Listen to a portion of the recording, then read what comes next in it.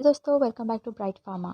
आज की ये जो वीडियो है ना, ये बहुत ही अवेटेड वीडियो है क्योंकि हमारे बहुत सारे सब्सक्राइबर्स ने हमें रिक्वेस्ट की थी कि सेकेंड ईयर डी फार्मेसी का जो वेटेज है हर चैप्टर का, तो इस पर एक सेपरेट वीडियो बनाएं।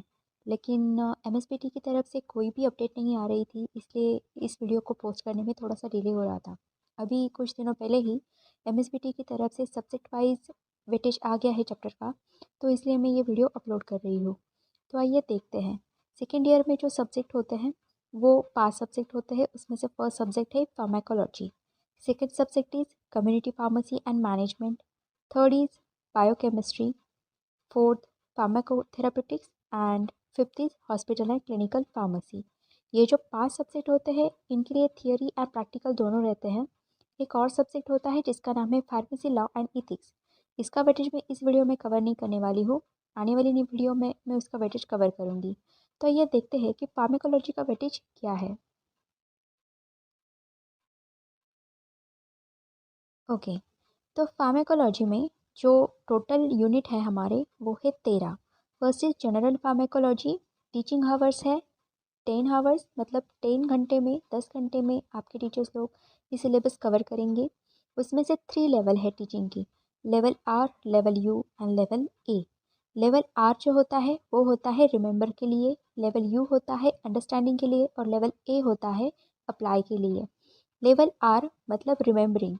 तो जनरल फार्माकोलॉजी के चैप्टर पे आपको रिमेंबर करने के लिए, मतलब याद रखने की जो कुछ चीज़ें होती है, जैसे कि डेफिनेशन याद रखना या फिर उसके टाइप्स याद रखना, ये सारी चीज़ें उसको पूछी जा सकती है। लेवल यू में मतलब अंडरस्टैंडिंग में, जैसे कि अगर अगर फार्माकोलॉजी की बात ना करूँ, मैं अगर फार्माकोथेरेपेटिक्स की बात करूँ, तो यू लेवल होता है अंडरस्टैंडिंग में। जैसे कि आपने जो पैथोफिजियोलॉजी होती है डिसीज़ की वो समझ ली है, तो इस पर आपको क्वेश्चन पूछा जा सकता है, right.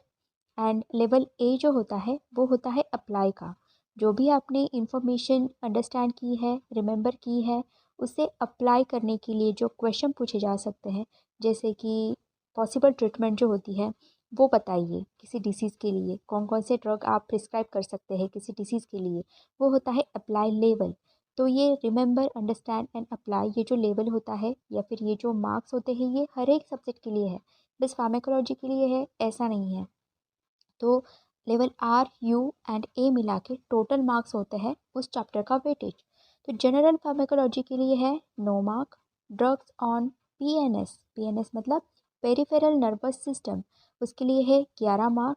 Drugs acting on I, तो उसके लिए है 2 मार्क। छोटा वेटेज है, तो अगर आप चाहें तो आप इसे स्किप कर सकते हैं या फिर उसे बाद में पढ़ सकते हैं, ताकि जो हायर वेटेज वाले चैप्टर है वो आप पहले कवर कर सकें आपकी एनुअल एग्जाम के वक्त में।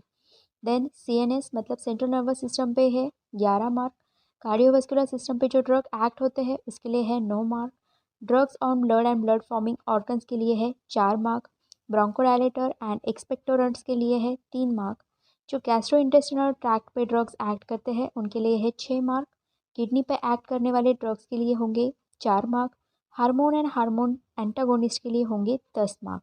सो ये मेजर चैप्टर है हार्मोन एंड हार्मोन एंटागोनिस्ट। उसके साथ साथ जो सेंट्रल नर्वस सिस्टम है उसके ऊपर ड्रग एक्ट करते हैं, वो भी एक इम्पॉर्टेंट चैप्टर है, उसके लिए वेटेज ज़्यादा है।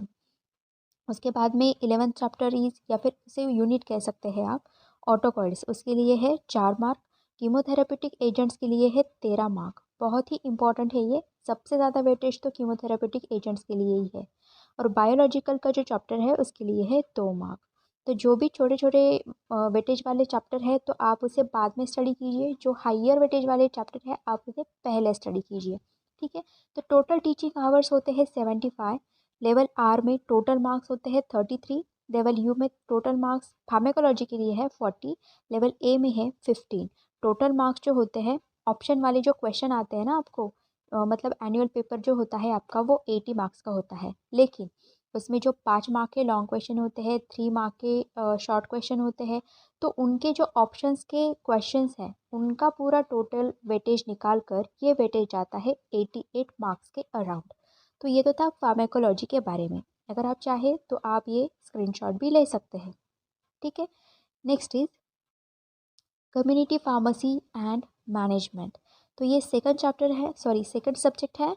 उसके लिए नो चैप्टर यहाँ पे या फिर 9 यूनिट कह सकते हैं आप उसे, उस सिलेबस में दिए गए हैं। तो कम्युनिटी फार्मेसी प्रैक्टिस के लिए टोटल टीचिंग हावर्स है 2 हावर्स, और level R, level U and level A में मिलाकर कुल मिला के होते हैं 4 मार्क्स इस चैप्टर के लिए।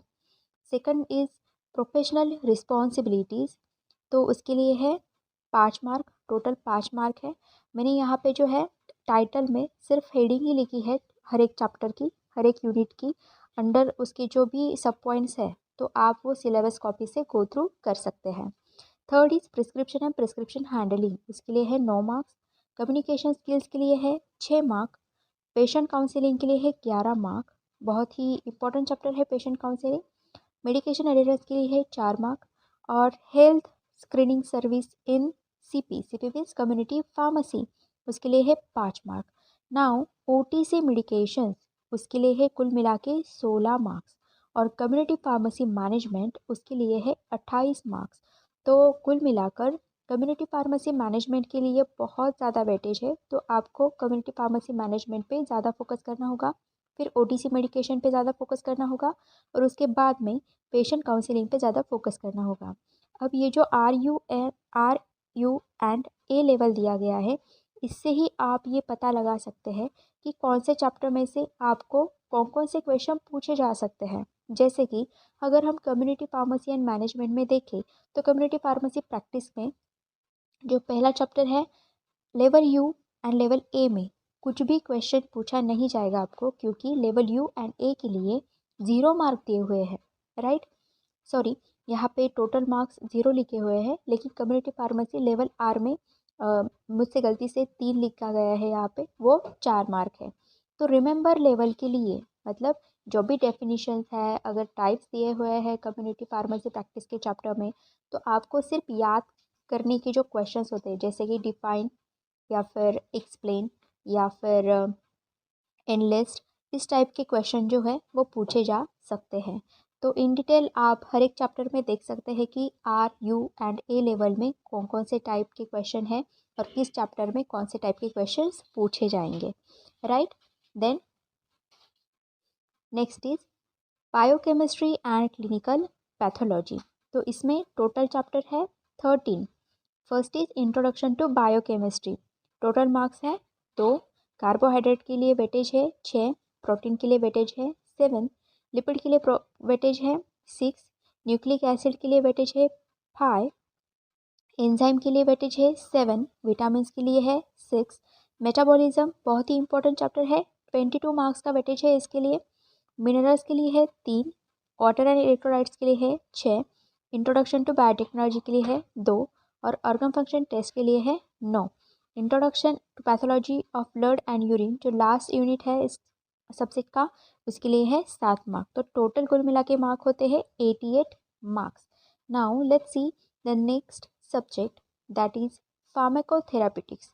फार्माकोथेरापेटिक्स का जो सब्जेक्ट है, इसमें आपको टोटल 14 यूनिट है, और 14 यूनिट में जो फर्स्ट यूनिट है उसका नाम है इंट्रोडक्शन टू फार्माकोथेरापेटिक्स, 6 मार्क्स का टॉपिक है ये। Second is cardiovascular system, important topic है बहुत ज़्यादा, 10 मार्क्स का वेटेज है इसे। थर्ड इज रेस्पिरेटरी सिस्टम, यहाँ पे हम कार्डियोवास्कुलर सिस्टम और रेस्पिरेटरी सिस्टम नहीं पढ़ रहे हैं, जो भी डिसीजेस है या फिर जो भी हम इसमें डिसऑर्डर्स कवर करने वाले हैं under cardiovascular system, under respiratory system, under endocrine system, ये पढ़ने वाले हैं। मैंने सिर्फ यहाँ पे टाइटल लिखा हुआ है कि कार्डियोवास्कुलर सिस्टम में जो भी डिसीज आते हैं उसको रहेंगे 10 मार्क्स, रेस्पिरेटरी सिस्टम में जो भी डिसीज आते हैं उसके लिए रहेंगे 5 मार्क, एंडोक्राइन सिस्टम के लिए रहेंगे 6 marks, central nervous system and gastrointestinal system important है, जैसे कि कार्डियोवास्कुलर सिस्टम भी यहाँ 10 मार्क्स का कंटेन करता है, उसी तरह से gastrointestinal disorder and central nervous system भी कंटेन करता है 10 मार्क। नेक्स्ट इज हीमाटोलॉजिकल डिसऑर्डर, उसके लिए 4 मार्क है वेटेज के लिए। इन्फेक्शियस डिसीज 15 मार्क्स के लिए है, बहुत ही इंपॉर्टेंट है। मस्कुलोस्केलेटल डिसऑर्डर है 3 मार्क के लिए। डर्मेटोलॉजी भी 3 मार्क के लिए। साइकियाट्रिक डिसऑर्डर्स है 5 मार्क के लिए। ऑफ्थेल्मोलॉजी 3 मार्क के लिए। एंटी माइक्रोबियल रेजिस्टेंस है 3 मार्क के लिए, एंड वुमेंस हेल्थ है 5 मार्क के लिए। इसके भी टोटल मार्क्स होते हैं 88 marks. Next is hospital and clinical pharmacy, तो हॉस्पिटल एंड क्लिनिकल फार्मेसी में टोटल यूनिट्स है 12 और हॉस्पिटल फार्मेसी जो फर्स्ट यूनिट है उसके लिए है 10 मार्क। सेकेंड चैप्टर जो है different committees in the hospital उसके लिए है 6 मार्क्स।